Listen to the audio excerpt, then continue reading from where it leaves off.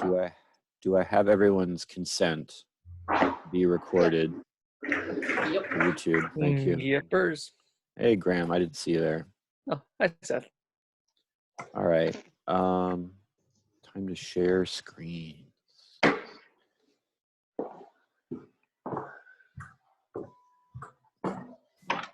I feel like now that I just teach class virtually on a screen, I should come up with other little featured, I don't know, like on Mr. Rogers, you know, they have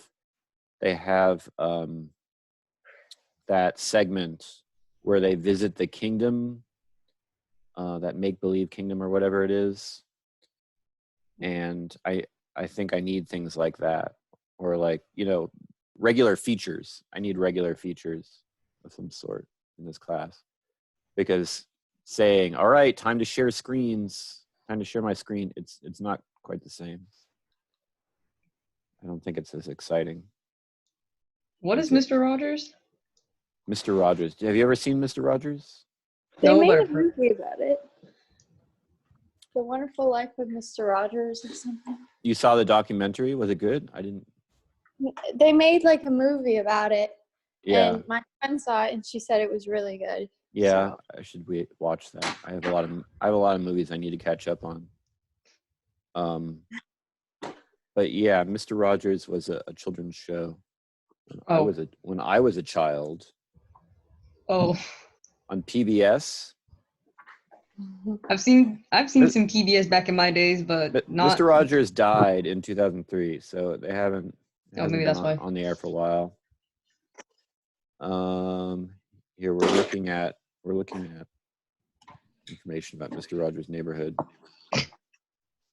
Oh. Yeah, the Neighborhood of Make Believe. That's what it is. And I think there's like a king and a queen there and stuff in the kingdom in the Neighborhood of Make Believe. Little stories. Or on Fat Albert. I don't know if any of you ever watched Fat Albert. I've seen that. There was a show within the show. It was called The Green Hornet. It was like an animated show about a superhero named the Green Hornet. All right, so enough of that, I guess. Back to work. Oh. So where did we leave off? We left off talking about Felix Gonzalez Torres. It was sort of a sad note there. This portrait of his partner died of AIDS. He eventually died of AIDS. So, and these, so like the candy stacks, which visitors can take candies from, and they're replenished at the end of every day or every couple of days or whatever. He also did these stacks of posters or prints, offset prints that people can take. And they have, just like the candy stacks have an ideal weight, you know, like there's an ideal amount of candy that should be approximately, you know, topped off every day or every couple of days. There is an ideal height or number of these stacks of prints, but over the course of a day, they gradually diminish. All right, so we talked when we were discussing Culture in Action, the show that Mary Jane Jacobs put together for Sculpture Chicago, and this new style of public art work, this kind of participatory public art that became known as, or was termed new genre public art. We talked about how a work like Richard Serra's Tilted Arc makes kind of a perfect foil for those works, because everything that people criticize about Tilted Arc, or that, you know, everything that in one way or another contributed to its ultimate removal, you know, the lack of consultation of the public the individuals who make, or the groups who make use of this space in the decision-making process, choosing an artist, you know, reviewing proposals, approving of a work, not to mention, you know, the lack of public participation in the actual process of conceiving the work. You know, Richard Serra would never have dreamed of inviting members of the public to help him conceptualize his sculptures, but that's exactly what Mary Jane Jacobs was interested in pushing artists to do for Culture in Action, to get the public involved on the level of artistic process and production, not just, you know, as audience. And then, of course, just, you know, the end result, which was unpopular with many people, or at least not popular, not beloved by any stretch, by the people who encountered it on a daily basis. It presented itself as a kind of barrier, you know. So for people who don't have a pre-existing interest in or knowledge of contemporary art, there was nothing. This work didn't really have many redeeming qualities. It wasn't attractive or beautiful or functional, and in fact, it you know, at least according to some of its opponents, it impeded movement across Federal Plaza. It was an eyesore. The judge, who was primarily you know, the mastermind behind the whole removal campaign. There was a judge who worked in the federal courthouse who took it upon himself to draw up a petition and collect signatures to lobby for the work's removal. He argued that it was also a safety hazard or a security risk, that would-be terrorists might, you know, detonate some kind of explosive device within the curve of the arc, and it would, in order to amplify the effect of the destructive impact of the explosions, it got covered in graffiti. So, you know, in many ways, it seemed like a work of kind of anti-public art, at least to its enemies. And the artists, you know, the projects that made up Culture in Action went to the opposite extreme of really trying to meet the public halfway and conform the process of making the work, exhibiting the work, to the interests, needs, capabilities, tastes, preferences of the local Chicago public, or the specific groups, the specific shareholders involved. So, you know, with relational aesthetics, sometimes, you know, or what's called relational aesthetics, you know, works by the artists included in the exhibition of that name, put together by Nicolas Bourriaud at the Palais de Tokyo in Paris in the 90s. You know, it's a completely different curatorial project. It's a different group of artists by and large, but there is a lot of overlap in some of the work, some of the projects that get labeled under that, that get designated as relational aesthetics, and or new genre public art. So one artist who was championed by Bourriaud in the essay, the exhibition, the catalog essay that he wrote for the show, or after the show, titled Relational Aesthetics, is Thomas Hirschhorn, who created a work called the Bataille Monument for an international art fair known as Documenta. Documenta is maybe the second biggest international art fair in the world after the Venice Biennale, which takes place every 2 years. Documenta takes place every 4 years, I think.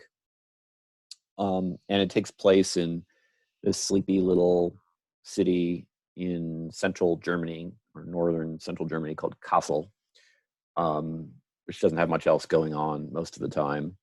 No offense to any, people who might be from there, but I visited, and not while Documenta was happening, and it was, picturesque and charming, but not a whole lot happening.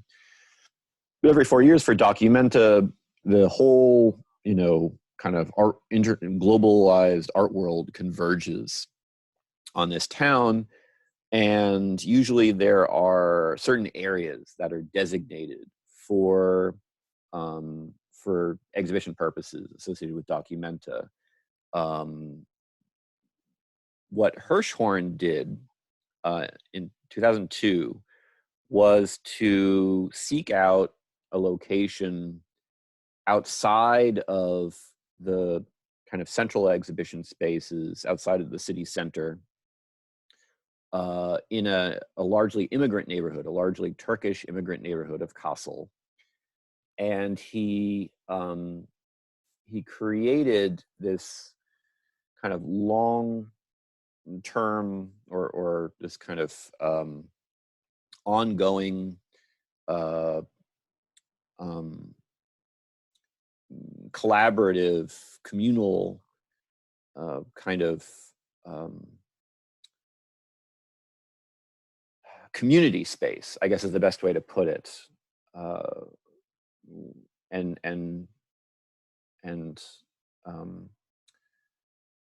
gave it this name, the Bataille Monument. Bataille, Georges Bataille, was a French sort of surrealist writer, philosopher, critic from the period between the wars. I'm not sure how relevant his work is to Hirschhorn's project, other than the fact that I know his books were included in the library, or the bibliothèque that he constructed as a part of this project. So the actual physical form taken by this this work, this kind of extended community center, was made up of different areas that were designated for different kinds of public use by people in the neighborhood or by visitors. And so what we see here is a kind of play structure, right? These kids climbing on it on the right. Not exactly what clear what kind of what inspired the form of this structure. It really reminds me of this Star Wars action figure play set that I had when I was a kid. It was based on the planet Dagobah, I think is the name of it, where Luke Skywalker goes to find Yoda, the swamp planet. So like this play structure, it had these weird kind of tree trunk-like forms, and there were rocks and boulders that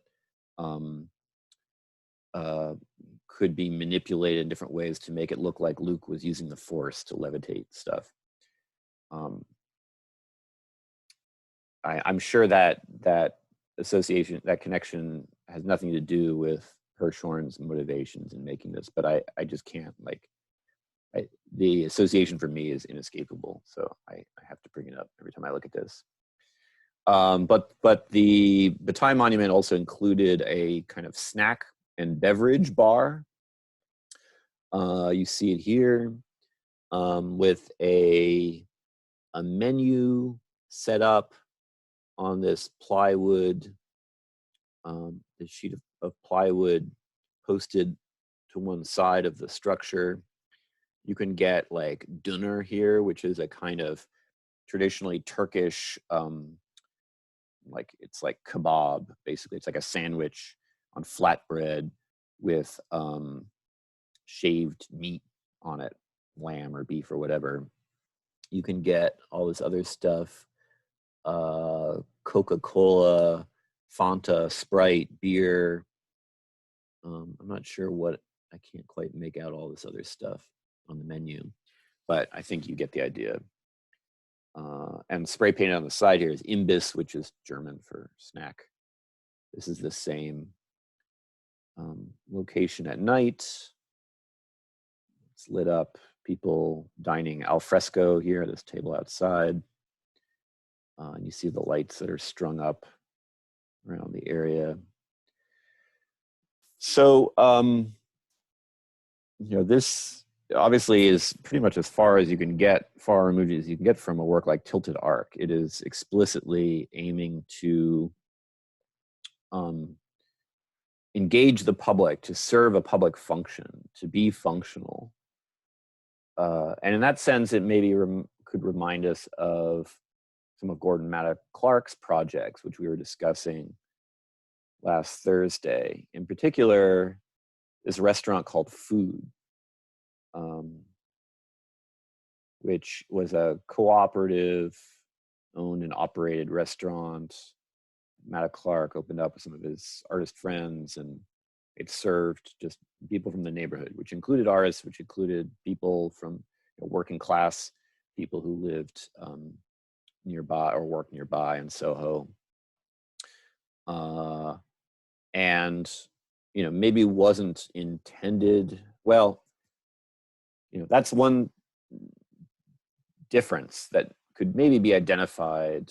I'm not sure that Matta Clark intended this restaurant to be looked at or regarded as a work of art, although he did make a film about it, kind of a loosely structured documentary, you could almost call it.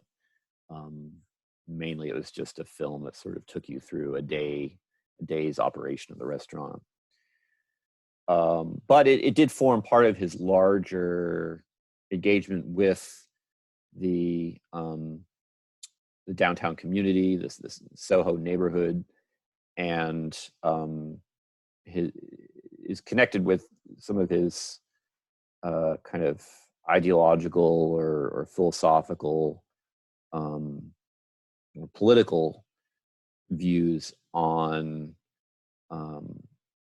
the use of urban space, or the importance of reclaiming urban space from the forces of economic development and gentrification and so forth.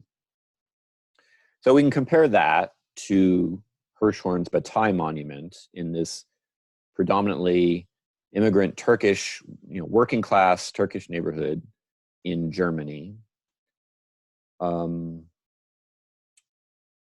There's a TV studio, like a community television studio that was set up.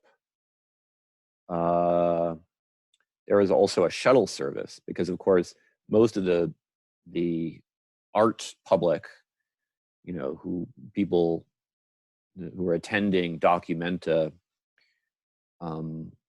wouldn't have had any means to get to this neighborhood, wouldn't have known how to find it.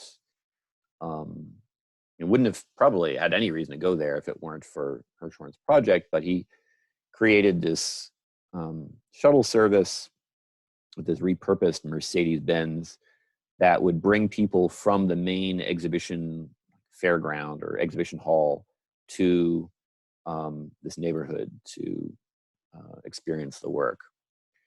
So what can we make of this comparison? Like, we can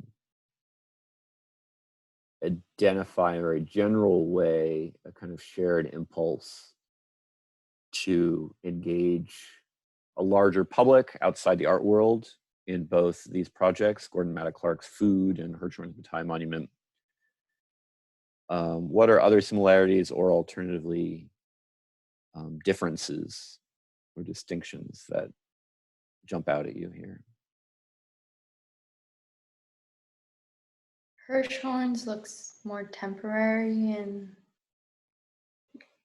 Girard's looks more like it's a building there, like it's made to be there. Right. So yeah, the restaurant that they opened, Gerard Gooden and Mata Clark, took over a space that was formerly used, I guess, to serve food.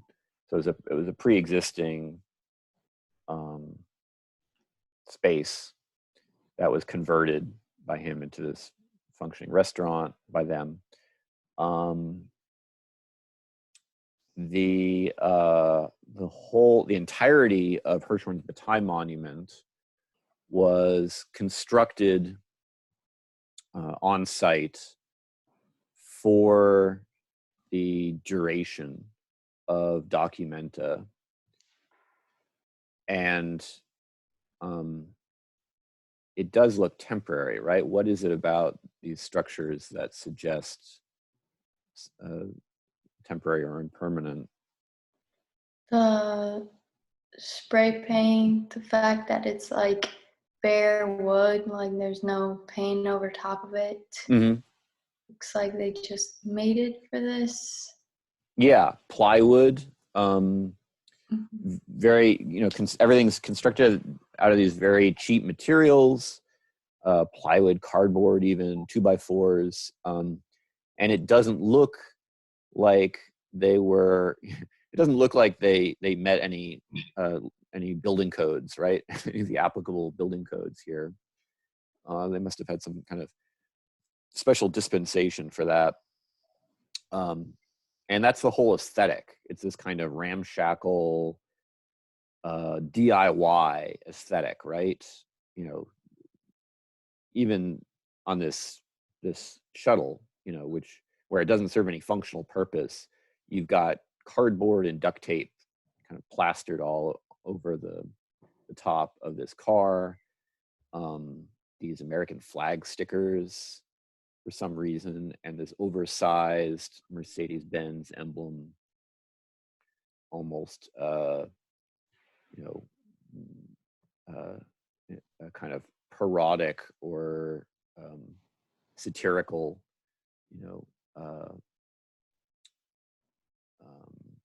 statement about the contrast between the wealth maybe of the average Documenta visitor and the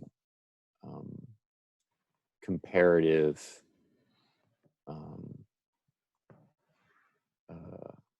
the comparative poverty or a lack of privilege, at least, of the immigrant community here. What's Hirshhorn's background? So he's German. Uh-huh. And I don't know too much more about his background, his education, anything like that.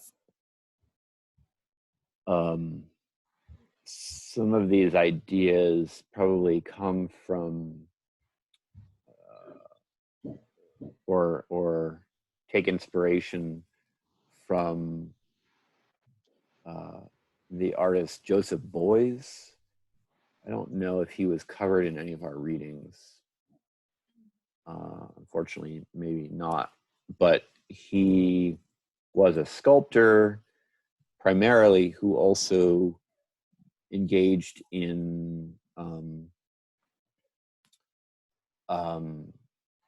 performances and kind of public presentations that maybe served an educational or were in principle intended to serve a kind of educational or pedagogical function. And you see, like, here's the library.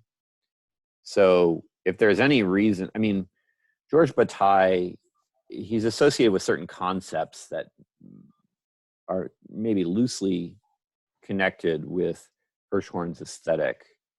He theorized this notion of formlessness or the formless, specifically in relation to, I think, surrealist art, and literature. But the only real concrete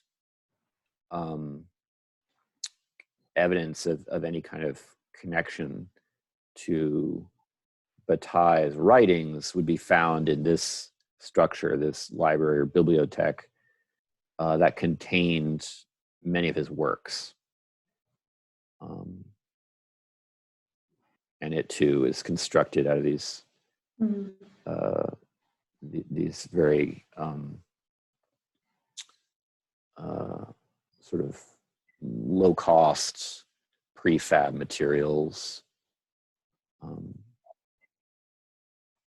like everything else here that formed a part of the project. What about this idea of locating this in a Turkish neighborhood in the city of Kassel, and kind of forcing the art-loving, documented visitors to drive out there to experience it, maybe interact with locals there. So locals were employed to staff these various amenities, like the snack bar and the library and so forth. So that ensured at least a minimal degree of interaction. It's hard to know, how far these exchanges or interactions went beyond just like the kind of practical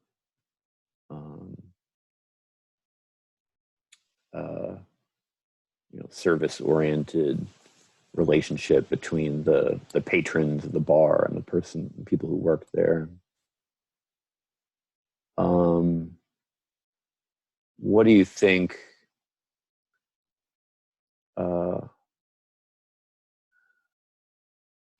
How would you contrast, Matta Clark's engagement with, his immediate neighborhood, including a lot of people that maybe he wouldn't have much interaction with on an everyday basis outside of a space like his restaurant, versus Hirschhorn's decision to work in an immigrant neighborhood that he had no personal connection to? People have any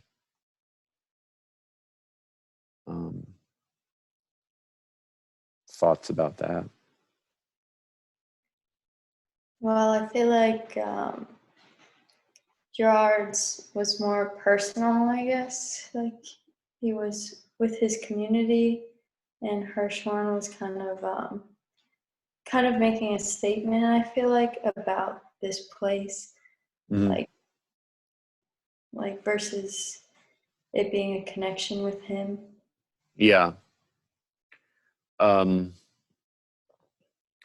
maybe a better comparison would have been with some of those culture and action projects.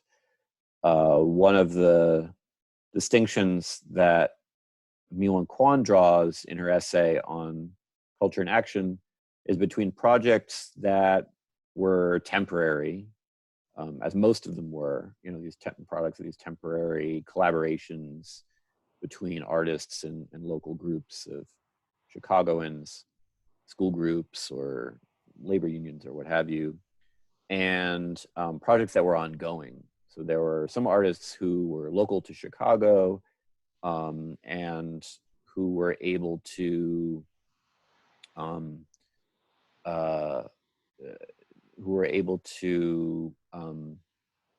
whose projects lived on after the run of the show, the Sculpture Chicago show. Hirshhorns would be one of these temporary communities, one of these kind of temporary or maybe invented communities, made up of this confluence of a pre-existing community,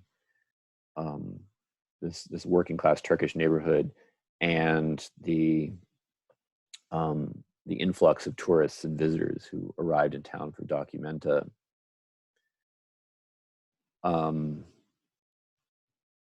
I guess if we are judging the success of these kinds of works based on the impact that they have, then obviously a project that continues and is ongoing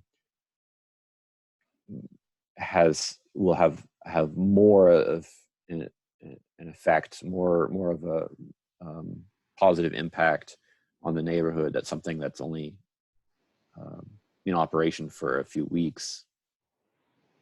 And it raises an important issue having to do with the temporary nature of Hirshhorn's work. It's not simply that the work is temporary, but that it seems to try to make a virtue out of its temporary or ephemeral status, really almost sort of aggressively proclaiming its own provisional and short-term status through the choice of materials, through the methods of construction.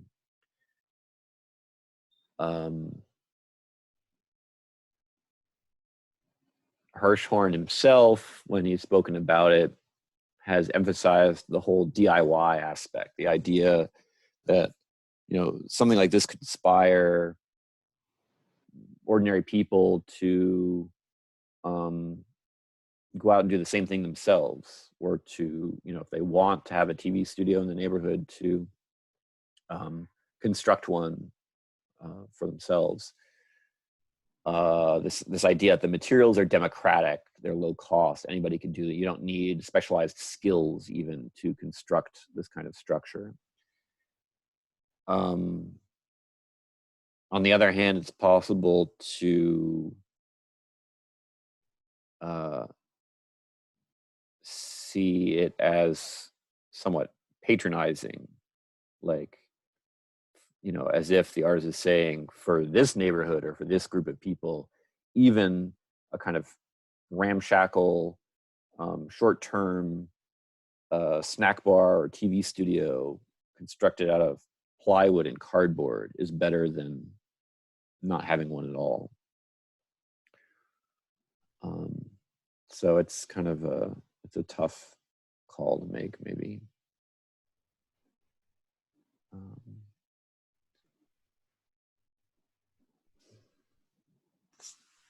Another artist that Borio talks about is Ankawara. And so Ankawara would not be considered, Ankawara, he passed away just a few years ago. So he was active up until his death, but he's really from an older generation of artists. So in his catalog essay on relational aesthetics, Borio he's seeking out examples of earlier artists whose work he thinks may have paved the way for projects like these by people like Tiravanija, Gillick, and Hirshhorn. Gonzalez Torres is kind of one of these transitional figures or mediating figures, because his work, we looked at last week. Oh, whoops, I'm going forward rather than backward.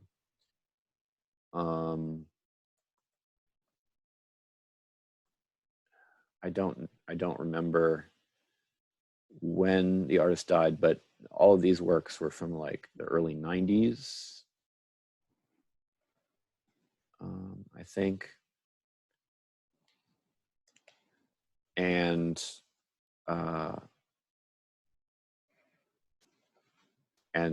the ones we're talking about here, the Time Monument was 2002. Cervenija's original installation, untitled Free, was 1992 as well.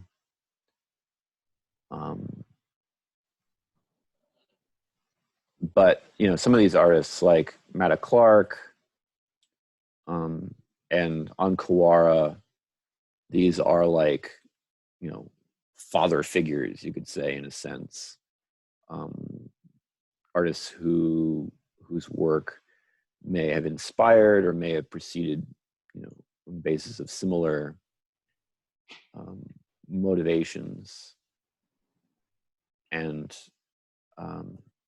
in the case of Kawara, Kawara is best known for these date paintings, and partly on the basis of these works, he's known as a conceptual artist, because like a lot of other conceptual artists, these works don't consist of much more than text.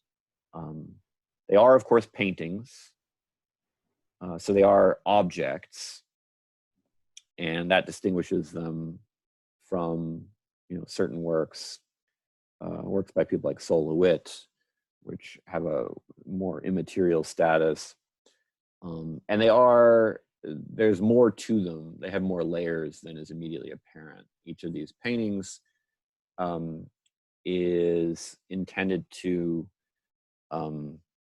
be stored together with a newspaper from the same date and from the same place where the work was painted, even though you don't see those newspapers when these paintings are exhibited ever.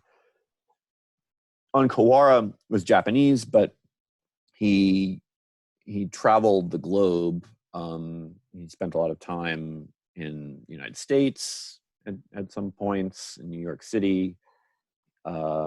He knew and had some interactions with artists like Jasper Johns, Robert Rauschenberg. But these works, what is special about them, if you want to call it that, is the fact that they are all painted within the space of one day, on the date that is inscribed or is painted on the canvas. And Kawara uses the same typeface or font that was used by the local newspapers, so it's very impersonal. And the conventions of dating also depend on whether it's in Europe or the United States or Japan or what have you. In Europe, the day would come before the month, for example. Otherwise, the colors, I think, are chosen somewhat arbitrarily. But the main rule is that if the artist doesn't finish a painting by the end of the day in which he started it, then he destroys it or paints over it or something. So it's not like he was painting one work every single day. There are gaps in the record. But he did create quite a lot of these. Like, this is number 217 from the series of paintings, which he called the Today series, and that was in 1966. How did he get to be able to put that in galleries? Like, I feel like if someone were to do that, you'd at least have to have a background, because I think no one would take you seriously.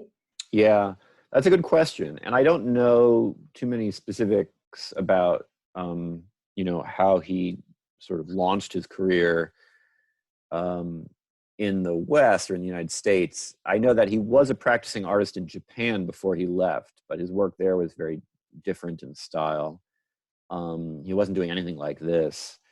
I think he acquired a kind of reputation, almost a sort of mystique, because partly because of the work, because it was so esoteric and strange. I mean, it was, you know, many people might consider it boring or uninteresting, but for its time, it was boring and uninteresting in a completely new way. Like nobody had attempted to present or pass off something like this as a work of art before. He was well connected within contemporary art circles, as I said. Like he was friends with Johns and Rauschenberg and other artists. And like some of the other people, some of the other artists in those circles, he kind of cultivated networks of connections and friends by sending like postcards and telegrams. It sounds kind of pretentious. Well, for sure. I mean, but like that's sort of that's kind of like the nature of the beast, right? When we're talking about conceptual art, the works were intended to be appreciated by a very small group of people. But I think the works that, you know, beyond the date paintings, which, you know, you can take them or you can leave them, the works which contributed most to Kawara's fame or kind of legend or whatever, were these telegrams and these postcards, which would invariably consist of a very short message, sometimes just stamped, like with a rubber stamp, sometimes typed or whatever. I mean, this is a telegram, so it would have been typed by the Western Union office that sent it, and you can see the addressee. This went to Sol LeWitt, very today very famous conceptual artist. But the messages that Ancora included were always very short and simple, like this one: "I am still alive." Yeah, I feel like I've heard people say this before, like, I'm still alive on Quora. Okay. Right. Yeah, and so if you put the paintings next to these telegrams and postcards, they maybe take on a different kind of significance, right? I mean, what does it mean to send somebody a telegram that just simply states, "I am still alive"? What does it imply? It's kind of stating the obvious, like, you sent the postcard, no duh. Like, Yeah, exactly, right? You don't need to say that in a postcard or in a telegram, because, you know, the mere fact that you've sent this telegram or postcard shows that you're at least still alive when it's sent. So on the one hand, it is presenting itself as a kind of useless information, and we know that conceptual artists were interested in the idea of art as information. But it's a tautology, right? Saying "I'm still alive," saying it to somebody in person, is tautological, because the mere fact that you're speaking proves that you're still alive. On the other hand, you know, why might you be sending somebody a postcard, you know, or why might it be meaningful to the recipient to find out that you're still alive, to get a postcard from you showing that you're still alive? What would the alternative be? Doing something that makes you not alive. Right, that he's dead, right? And you know, so there's a very kind of dark edge or undercurrent here. You know, there's a suggestion here, or more than a suggestion, that we might have reason, even if we weren't worried about his health beforehand, like we might have reason to wonder or worry whether he's still alive. Is he suicidal? Is he ill? Like what, what's the deal, right? So it becomes this sort of existential like statement, right? The idea that, and ultimately could be kind of linked with Rosenberg's theories about making art, that the artwork is merely a record of this encounter between the artist and the artist's materials. This is a more extreme version of that. The artwork becomes simply a trace of the artist's continuing, existence or survival. On the other hand, incorporating these different kind of networks, whether it's, newspapers, or whether it's telecommunications, also shifts art into this space of information, communication, these kind of very modern or technologically advanced mediums of communication that previously would not have been regarded as vehicles for making art. Okay, so this is from another series, the I Got Up series. And these were made with stamps, right? Because as we can see just from these three examples, Ankawara was not getting up at exactly the same time of day every day. It looks more like he's on the schedule that I am on currently, where like one day I get up at 7:30 and next day maybe it's 11:10.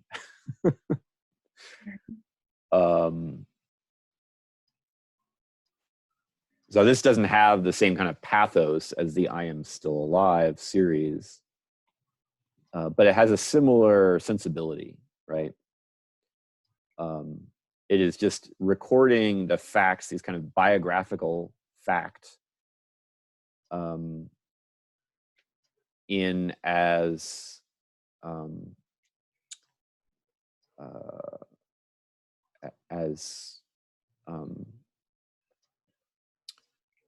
kind of straight or poker faced a manner as can be imagined. Like it's not, there's nothing personal about it. There's nothing, warm or fuzzy about it. It's not even handwritten, and yet it's extremely personal because it's like we are suddenly there. We are tuned into an aspect of the artist's daily existence that we wouldn't experience unless we were, really intimate with him, unless we were living with him. So the pathos here it's a different kind of pathos. It's not as it's maybe not as much about sheer survival or existence, but about this attempt maybe or the idea of interpersonal contact, of closeness, of the attempt to achieve a kind of intimacy or a kind of connection that is foiled or frustrated because of the impersonal nature of the medium, the communicative medium, like a postcard which gets read by everybody, or more broadly, this sort of bureaucratic style of communication, relying on rubber stamps rather than handwritten notes or messages across continents. So these were postcards that Ankawara sent when he was living in Belgium, at least temporarily residing in Belgium, and they were going to various addresses in New York, the addresses of various galleries or artists or what have you. Parts of New York pictures in Belgium. Yeah, I don't know. Yeah, you're right. So these are all, these were postcards. He must have bought them in New York What? and then mailed them from Belgium. Yes, and then he's sending it to Belgium. Back, or no, he's sending it. Oh, His yeah, he's address- sending it to. You're right. He's sending it to Belgium. He's sending these to Belgium. Sorry, I got it mixed up. I got it backwards. Herbert. Annick Herbert. I'm not sure. I'm guessing it was either an artist or maybe an art dealer. I suppose we could look that up.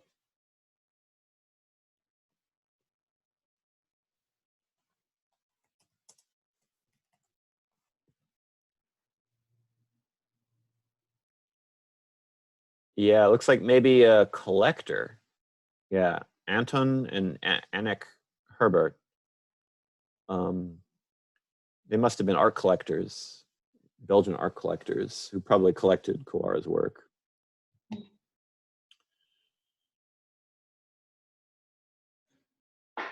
That was worth discovering.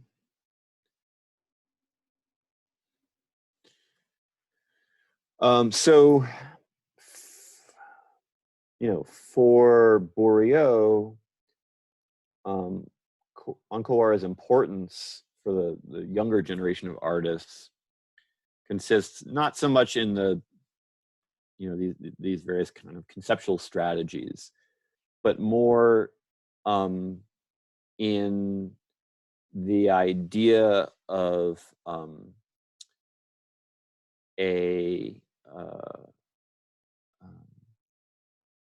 an artistic project that aimed to create community or aimed to create connections, interpersonal connections.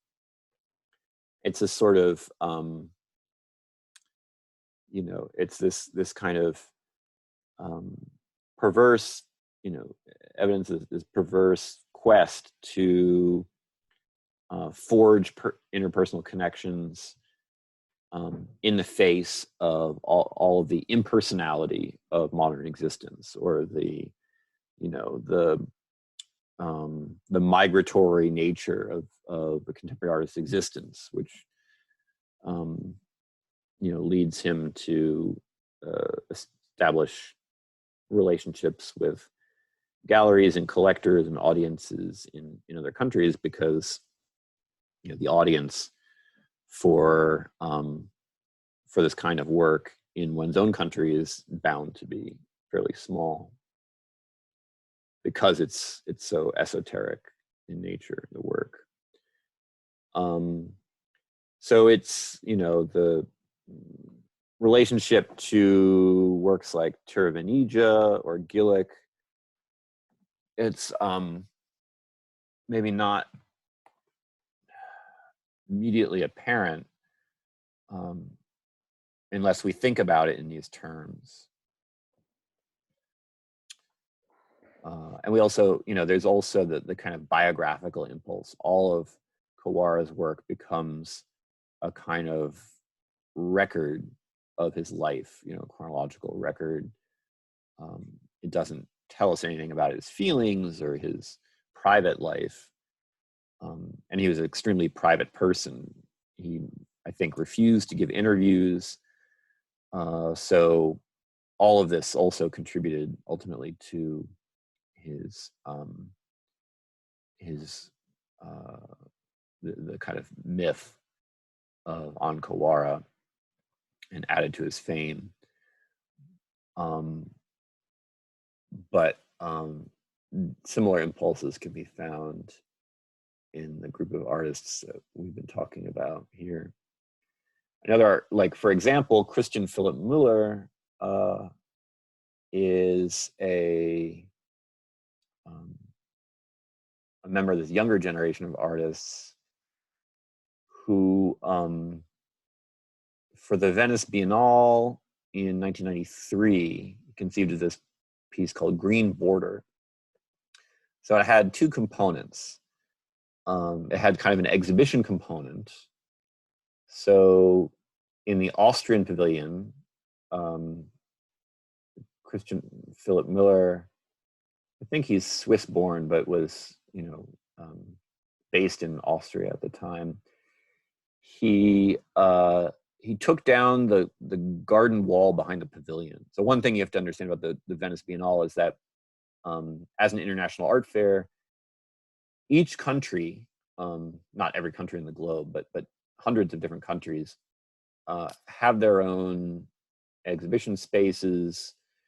The bigger countries have permanent pavilions on the biennial grounds, including Austria, and these are these smaller kind of showpiece architectural works, exhibition spaces, constructed in various styles. Some of them kind of neoclassical, the older ones, some of them more modernist. But the Austrian pavilion, the Miller took down the garden wall that bordered the garden outside the pavilion, and he redesigned the contents of the garden. But the non-exhibition component consisted of a sort of performance work where he dressed himself as a tourist and illegally crossed the borders between Austria and its surrounding countries 8 times, I think.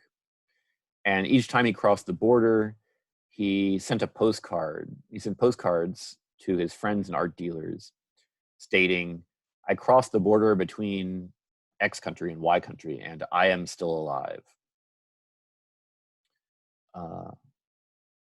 So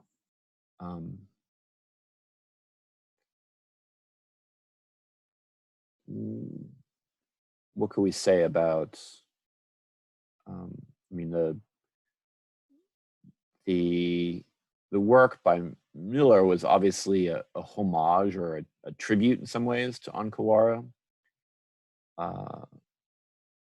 So what are some differences that give the later work a different kind of meaning or significance?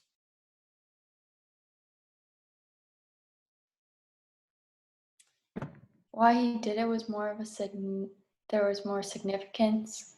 Like he did something and that's when he would send it. Versus, I don't know why he would do it. Like I think it was more random. Okay, so yeah, the meaning of that phrase completely changes, right? If you just say "I am still alive," that's a very dramatic and maybe kind of unexpected message to receive, because it implies that we might have reason for thinking he's dead or worrying that he's dead, but we don't know why, right? And so your mind goes one direction or another. But in Miller's case, the clear implication is that he or somebody else, maybe, that somebody who is engaging in this action of illegally crossing a border might be risking his or her life, their life, in the process. Now, of course, Miller, if he's crossing the border between Austria and Switzerland or Austria and the Czech Republic in 1993, it's not likely anybody's going to shoot at him, right? This is after the fall of the Iron Curtain, and he, he's not dressed in a manner, has the appearance of somebody dangerous. You know, as a white European artist, he occupies a somewhat privileged position in that regard. But maybe he's trying to call attention to the fact that there are other kinds of border crossings that are actually very dangerous. You know, whether we think about you know, the heavily policed borders between, like, you know, the Israeli state and the Palestinian territories, or the borders between the United States and Mexico, for example, which many people risk their lives to cross illegally. It puts a more focused kind of political spin on this idea of the postcard as a work of conceptual art, or as a kind of document of a conceptual art action or performance.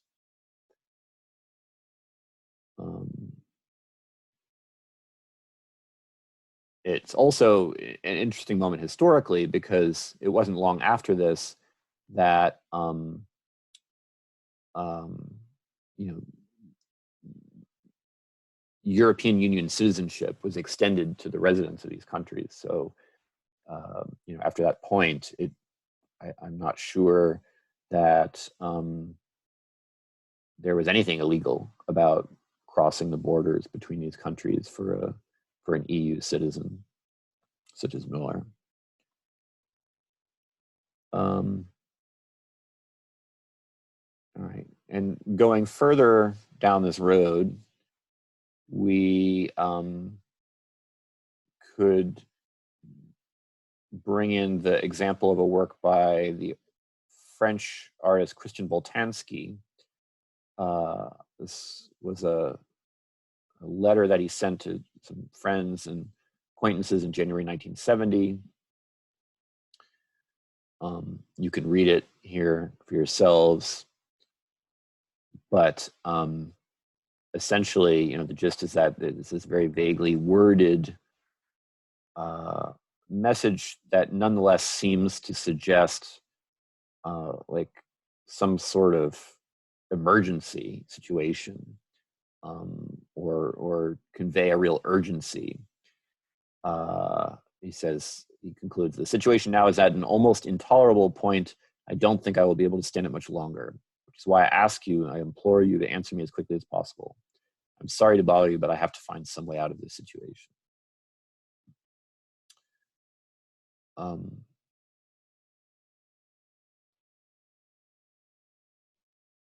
So in some ways, this seems like maybe it's just a much more wordy version of Ankawara's, you know, I am still alive, which I guess in contrast to this one could be taken in a more positive light. You know, if we know Ankawara to be or if we knew him to be a relatively stable and well-adjusted person, then we might be able to laugh off the content of that message, or say, or even interpret in a positive light, like a life-affirming kind of statement. I am still alive. Boltanski's, by contrast, is much more leading. Like it sounds as though the artist is in trouble, right? And as far as we can tell, or, you know, simply by virtue of the fact that this letter is now presented as a kind of work of conceptual art in its own right, you know, we can pretty safely conclude that it was not true, right? That, or at least that there's an ambiguity here. Even if he was in a bad situation and sent this letter, he had the presence of mind to carry it out in a kind of systematic way. You know, why send out the same exact letter to all these different people, some of whom maybe he didn't even know very well? Why not explain more clearly what the nature of his problems were? So if, either on the one hand, we could say it's simply a hoax. On the other, designed to provoke a reaction. On the other hand, maybe there is truth to it, but the artist was, even at the time, thinking about how this letter could take on the role or the function of a kind of performance artwork. And this takes us into the territory of, a completely different territory from the one explored by Ankawara. Like Ankawara, as little as he tells us about his life, we can be fairly confident that he's not lying. Like, there's no reason for him to make up some random time when he woke up in the morning. And if he did, it wouldn't really make much difference anyway. Whereas, to send a message like this to people is designed, is inevitably kind of going to cause alarm in people who take the message seriously. And so it introduces the idea of a conscious or deliberate deception or falsification of the truth about oneself. A deliberate adoption of the device of fiction.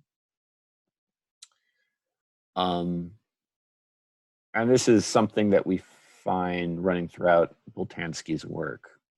So he did a piece called, I'm not sure exactly how to translate this, but Investigation and Presentation of All That Remains of My Childhood. Recherche is like research or inquiry or investigation, I would say, loosely translated. And what we are looking at here seems to be a page from a composition book, like a worksheet, maybe, from Boltanski's childhood.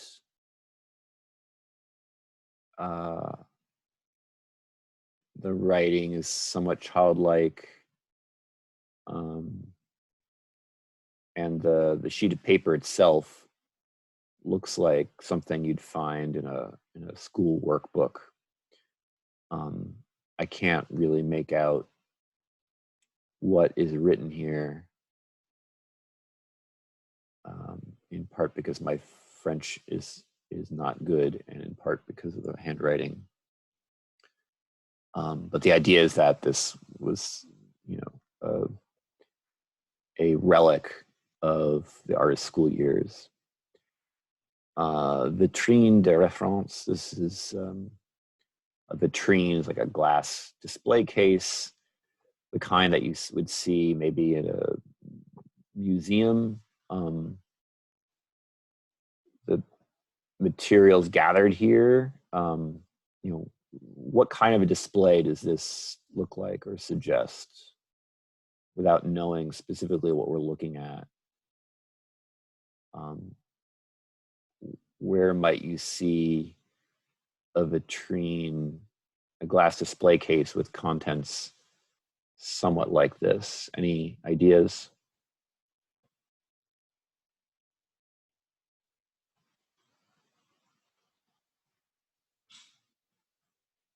Maybe I've driven everybody off.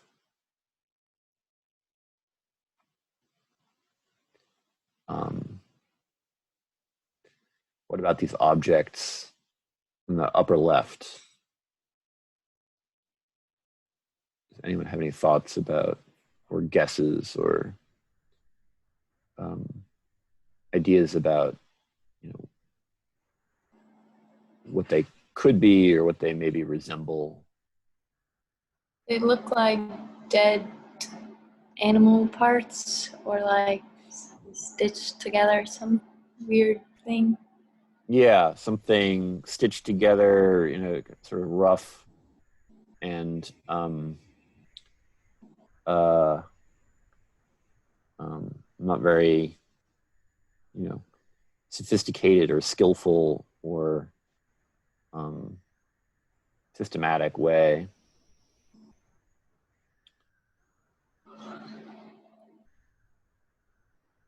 Like, what kind of display might things like this form a part of?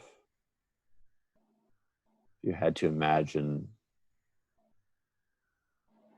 some kind of setting, not an art museum setting, but let's say maybe some other kind of museum. Where might you see objects, Archaeology. mysterious objects like this with captions? Yeah, like a museum of archaeology or natural history or something like that. We might imagine that these are either, the tools of some kind of, um, you know, Stone Age civilization or ritual objects of some kind, figurines or things that were fabricated for some kind of ritual purpose or religious purpose. They have that quality of like this sort of mysterious, kind of talismanic and exotic, looking type objects. But then you have those juxtaposed with photographs of the artists. This group photo, which could be from like a high school or junior high school class or photo or field trip or something like that. Random scraps of this or that, some printed fabric here. Looks like a page torn from a children's book. So drawing some kind of analogy or connection between the souvenirs that we acquire over the course of a lifetime, or these sort of personal objects that aren't valuable to anyone but maybe have sentimental meaning for ourselves, or just are haphazardly collected over the course of time, and these equally kind of mysterious objects from another culture, maybe a pre-industrial or kind of pre-civilized society. And then, the presentation of these materials within a vitrine, again, puts them in that context of like the natural history or ethnography museum display, as if we are meant to investigate the details of the artist's life as if they were, these strange relics uncovered by explorers or archaeologists. This work is called 10 Photographic Portraits of Christian Boltanski from 1946 to 1964. It's dated 1972. So to all appearances, then, judged by the title, we would say these were photographs taken at different ages of the artist, wearing different clothes, but posing more or less the same way in each photograph. Is there anything about this presentation that might cause us to doubt whether these are actually what the artist is saying they are? 10 photographic portraits taken between the years of 1946 and 1964. In other words, from his childhood through his early adulthood.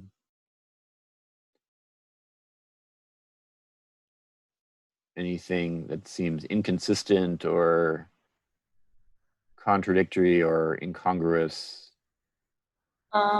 He was like a kid, so how could he take those pictures? Okay, so yeah, what exactly would be surprising about that? Because I mean, we all have pictures that were taken of us when we were kids, right, by other people. Mm-hmm. But in this particular case, we might question whether, in fact, other people had taken these pictures, whether these pictures really were of the artist as a child. Why is that exactly? Well, I wouldn't think that him as a child would have came up with this idea to Right. take at this setting. Right. So it looks like these are the results of this kind of systematic plan, right? That was being followed over the course of 20 years to take pictures. And the indications of that are the fact that the setting in each one of these pictures seems to be the same, basically. This like, curve in the road or on this path. Layers. And the the notion that Boltanski himself would have come up with this kind of a project as a young child, or that is, somebody else would have come up with the idea in 1946, and then he would have just, carried it out over the course of the next 20 years, seems sort of far-fetched. Anything else that maybe would cause us to doubt or suspect if this is all staged? I mean, I guess just the overall consistency of the photos. Like they're all taken at the same angle. It looks like from around the same height, so there's not like any growth in there. And then again, the setting, they all have the same like style of lighting. So it looks like they were taken at the same time, and they're just very consistent, which is odd. Yeah. Yeah, it could be. I mean, if these are shadows, it's hard to make out, but it could all be from the same time of day. And then if you look closely at them, it doesn't seem, a lot of these faces do not look the same. Even the hair color seems to change. Like here it seems, blonde, whereas in others it seems quite dark. So, of course it's possible that he bleached or dyed his hair, but I seems was kind of figuring that they were each portraits of different people.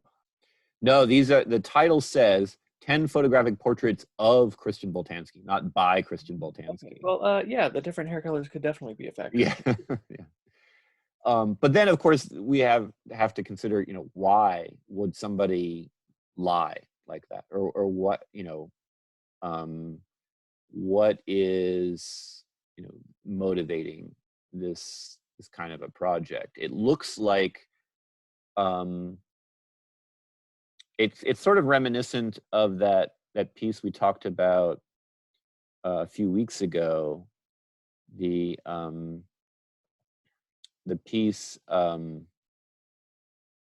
conceptual artwork that showed all those different photographic portraits of the artist Bernd Becher. So it's adopting some of the same conventions of conceptual art production or process and display. The idea that the conceptual artwork can be boiled down to a plan or a set of instructions that just has to be carried out, or this this tendency to present information in a very straight-faced and and um, um,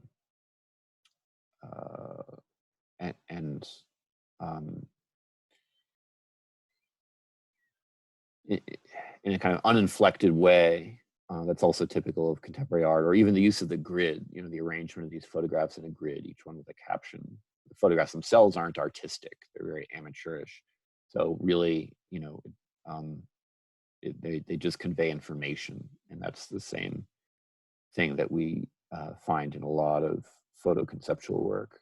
But it's not like the other works that we've seen before. If in fact it turns out that the whole story here of how these images were, you know, how these photographs were taken and who they're taken of is a lie. So, you know, that's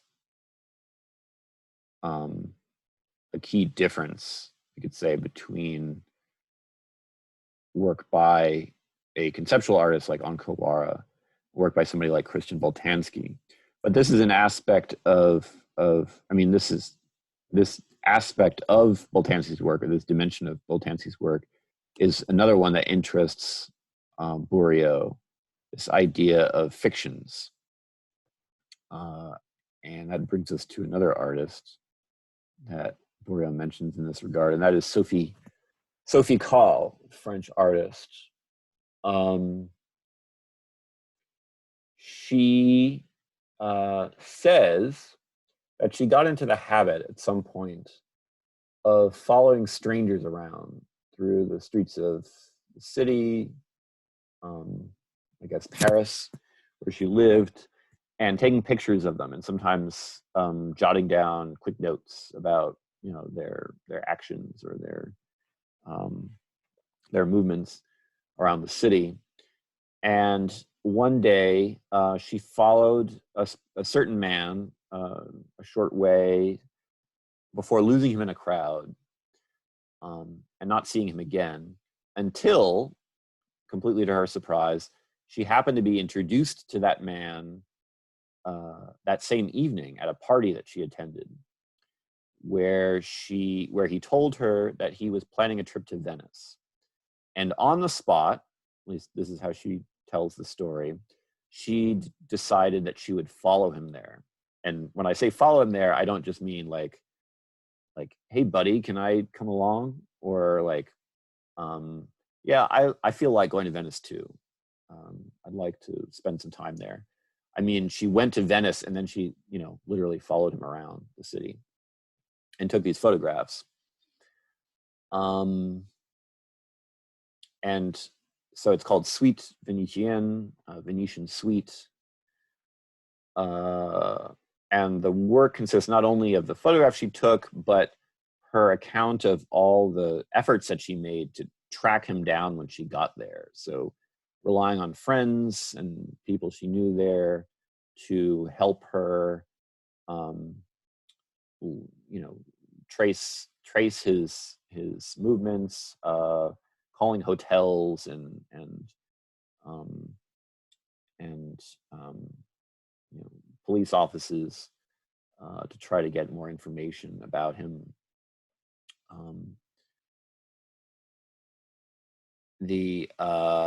The first comparison that comes to mind for me is with this piece by the American artist Vito Acconci, who similarly, but in a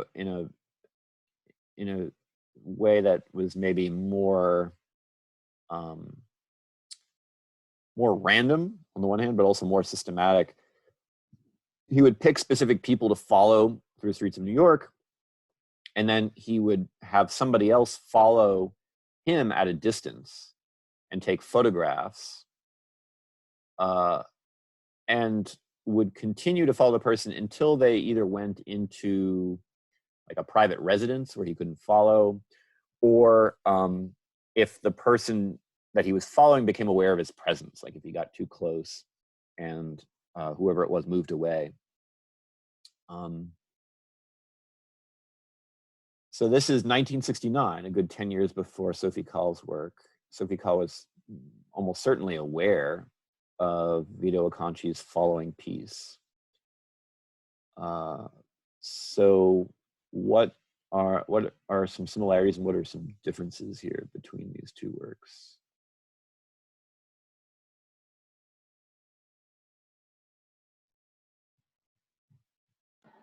Wait, they would both do the same thing, or?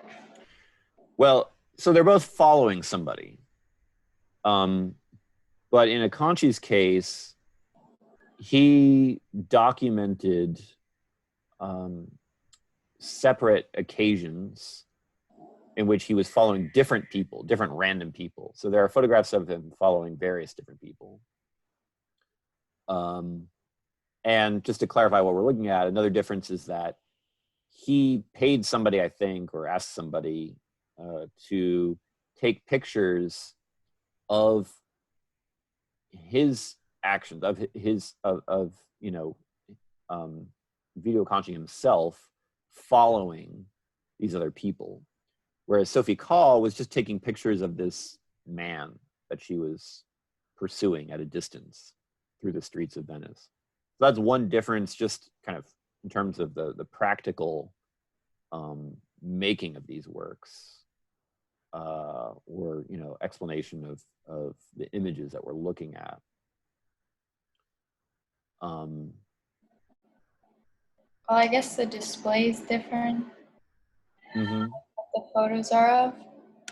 What about the difference between just picking a random person out of a crowd to follow and then meeting somebody at a party, being introduced to somebody, and then deciding to follow that person, not just over the course of an hour or 2 hours or whatever, as in Acconci's piece, but over the course of days?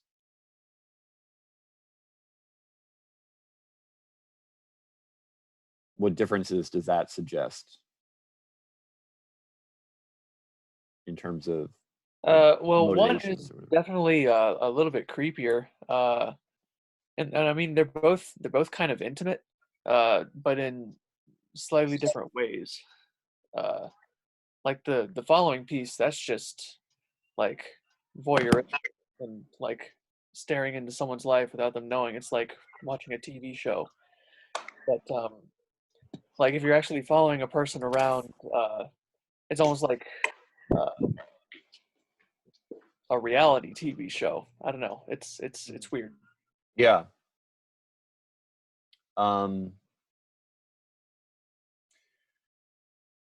So how do we normally understand people's motivations for following strangers?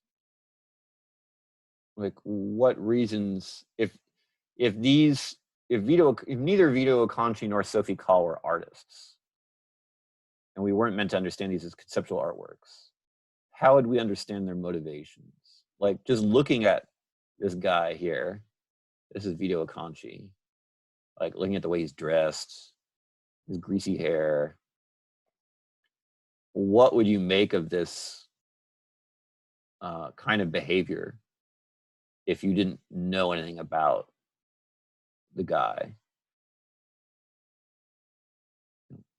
What would prompt this kind of behavior?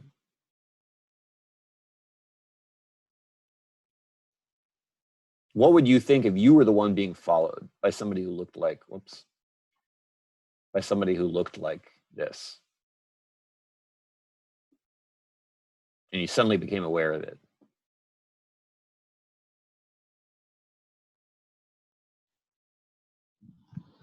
That would be really awkward.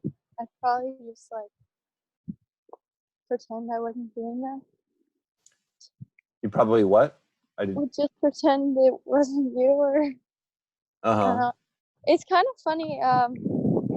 I've been painting a lot of pictures of people I've taken pictures of without them knowing. Yeah. I haven't gotten caught yet, but I would just explain like I'm an artist. Yeah.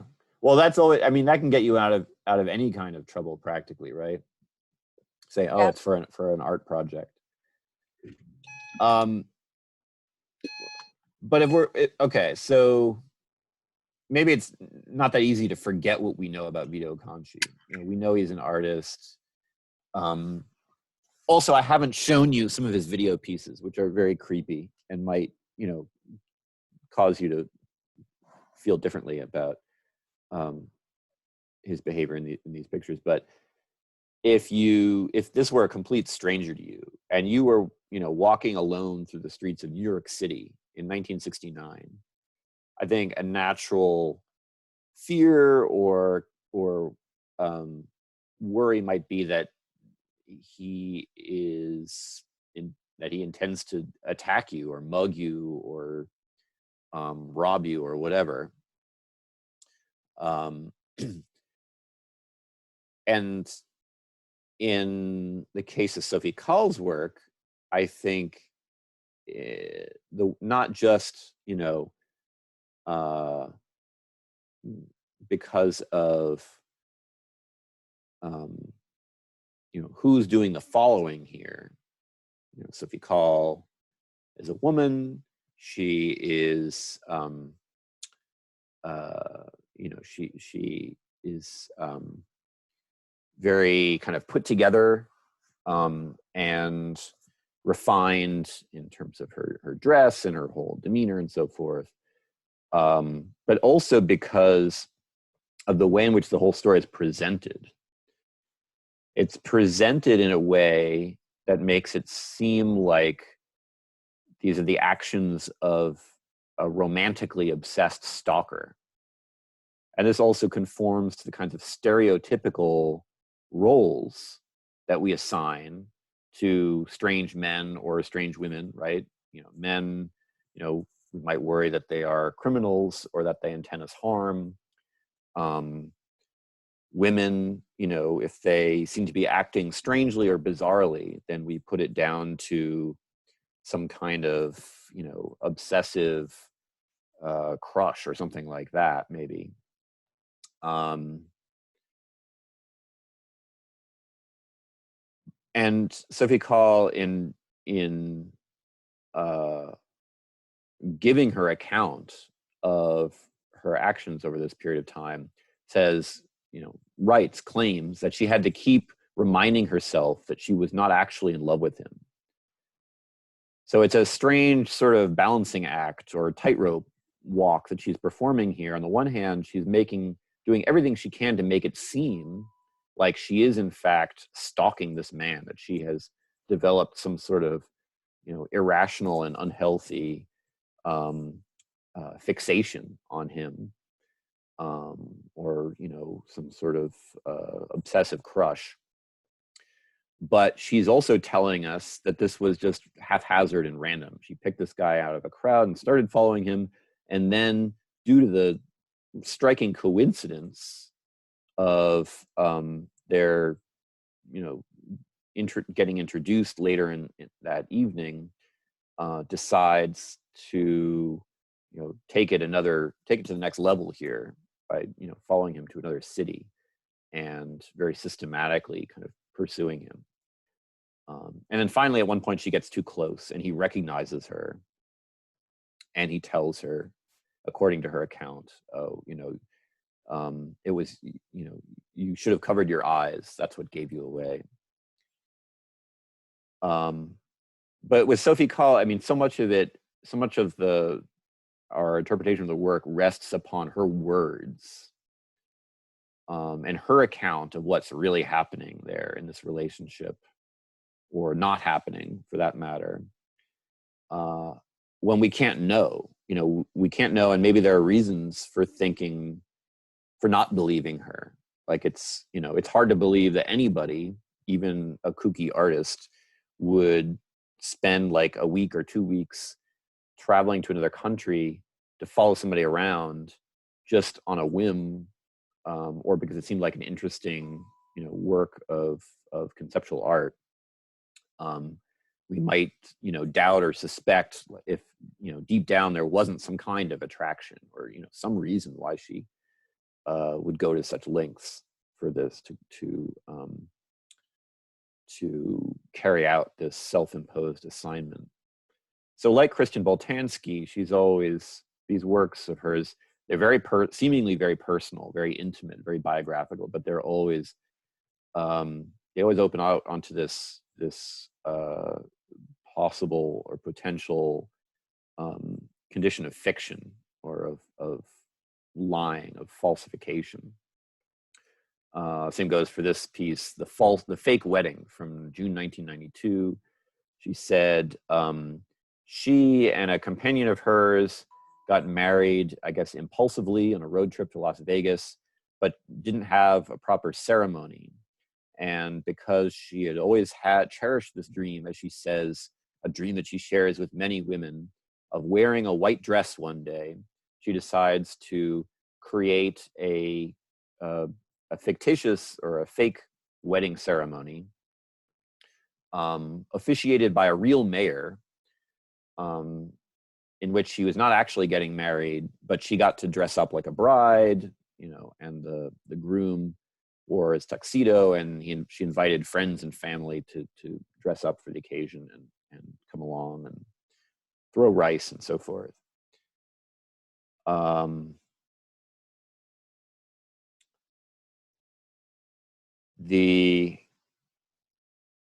So this is another aspect of relational aesthetics that is important to keep in mind, that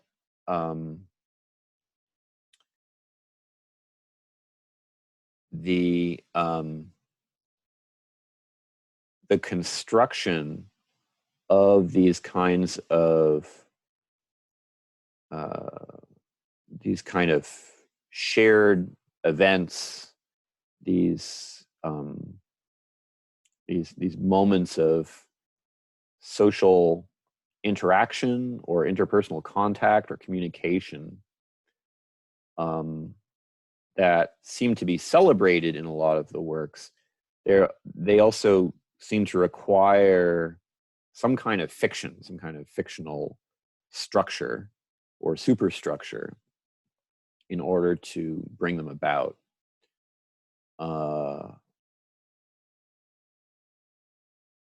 And that is, one maybe really crucial distinction that we could draw between the work of this group of artists that Bourriaud labels relational aesthetics, and the work of the artists associated with culture in action at Sculpture Chicago. There's a difference in terms of maybe the types of people who are invited to participate in the projects, but also a difference in terms of the conditions of this participation. It becomes something more like it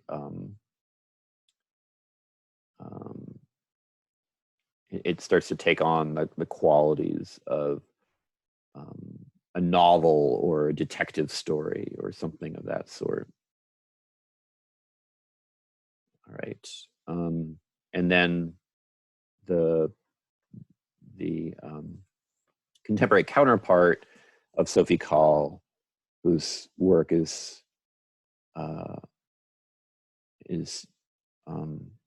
described by Nicolas Bourriaud, is Alex Lambert, who, for this work, Wedding Piece 1992, got married to 4 different people over a 6-month period. So presumably, again, not with the intention of actually staying together with all of them, or maybe any of them,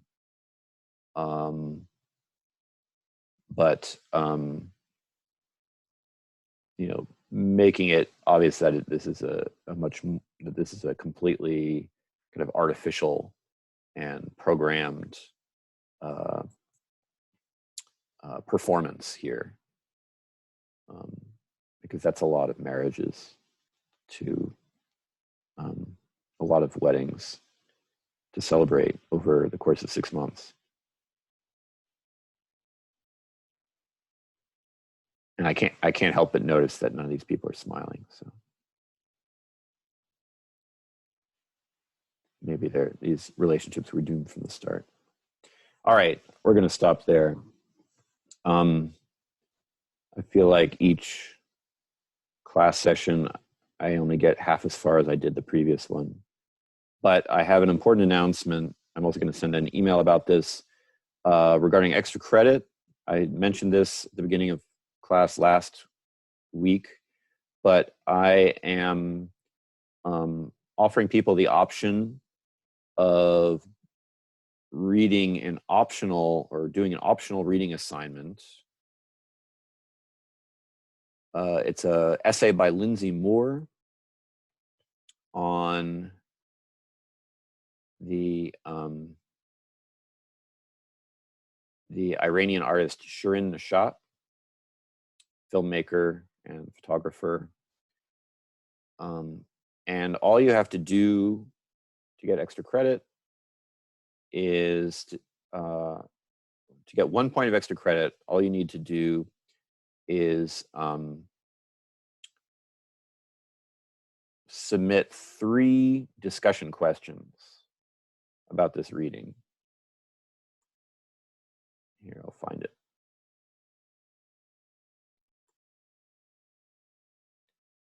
And if you are one of, how many people should I make it? If I select, if you are one of the 6 people whose questions I determined to be the best, like the awesomest, most provocative discussion questions out of the whole pile, then you'll get 2 points of extra credit, which is actually pretty significant. I mean, I don't know how much people care about extra credit, but if you're in the market for extra credit, then 2 points could easily make the difference between like a B- and a B, or a B+ and an A-, A- and an A. And again, all you have to do is come up with 3 questions, right? So not too hard. But if you want to get the maximum value for your extra credit efforts, then you want to come up with good questions. It's an interesting article. Shirin Neshat is an important artist. I encourage you to look up some of her film works on YouTube, because that will really be useful to you in following along with the reading. And I'm going to be posting a submission link on Blackboard where you can submit those questions to me. So I think that's that. Any questions?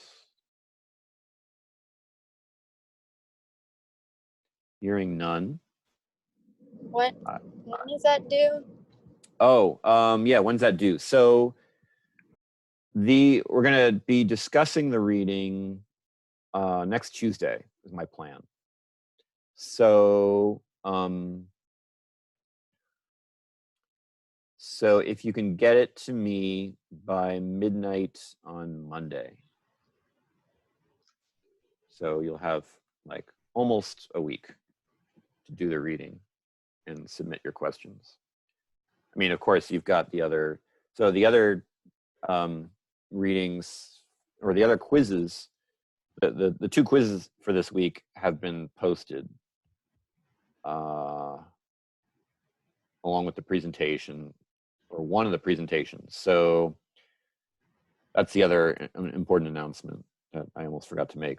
So we have a presentation on the Ogwibe reading on contemporary Nigerian artists called Finding a Place, and a quiz. I did not receive a presentation on this reading, this essay by Mon Kwan from Site to Community. Somebody was going to do it, I think, for extra credit at one point, but then I guess maybe thought better of it. So I put together a quiz. I did not put together a PowerPoint, but there is the Zoom recording of our April 7th class session where we discussed that essay. So between that and the reading itself, you shouldn't have any problem completing the quiz. And those quizzes will be due by midnight this coming Sunday, April 26th.